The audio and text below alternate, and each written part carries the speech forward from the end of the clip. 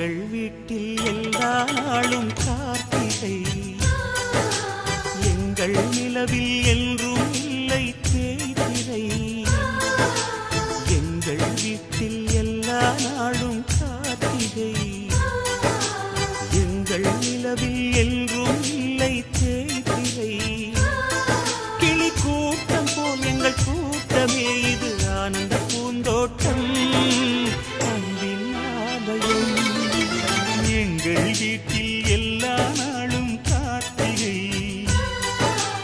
எங்கள் நிலவில் என்றும் இல்லை தேய்திரை.